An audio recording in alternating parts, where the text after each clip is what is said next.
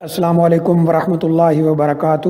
الحمدللہ رب العالمین والصلاة والسلام علی اشرف الانبیاء والمرسلین نبینا محمد وعلی آلہ واصحابہ اجمعین، اما بعد۔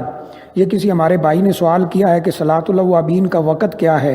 کہتے ہیں میں مغرب کی نماز کے بعد صلاۃ الاوابین پڑھا کرتا تھا، لیکن اب مجھے پتہ چلا ہے کہ اس کا وقت مغرب کے بعد نہیں ہے بلکہ اس کا وقت دوپہر کے قریب ہوتا ہے، تو کیا یہ بات صحیح ہے؟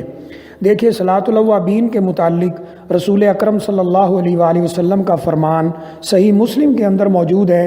نبی کریم صلی اللہ علیہ وسلم نے فرمایا، صلاۃ الاوابین حین ترمز الفصال۔ صلاۃ اوابین یعنی نماز اوابین کا وقت تب ہے جب گرمی کی وجہ سے اونٹنی کے بچوں کے پاؤں گرم ہونے لگ جائیں۔ ترمز یہاں گرمی کے معنوں میں ہے اور فصال اونٹنی کے بچوں کو کہتے ہیں۔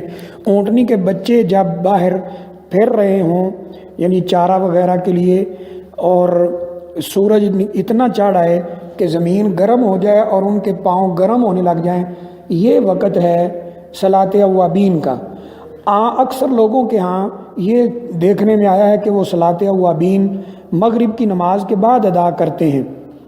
مغرب کی نماز کے بعد صلاۃ اوابین کے متعلق جو احادیث ہیں ان کی سند کے اوپر کلام ہے، اور ان کے مقابلے میں، ان احادیث کے مقابلے میں صحیح مسلم کی یہ روایت جو بالکل صحیح سند کے ساتھ موجود ہے، رسول اللہ صلی اللہ علیہ وآلہ وسلم نے فرمایا، صلاۃ الاوابین حین ترمز الفصال۔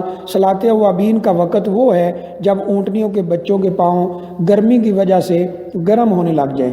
تو صحیح بات یہی ہے کہ اس کا وقت یعنی دوپہر سے کچھ پہلے کا شروع ہوتا ہے جب زمین گرم ہو جاتی ہے، اس کا وقت مغرب کے بعد نہیں ہے۔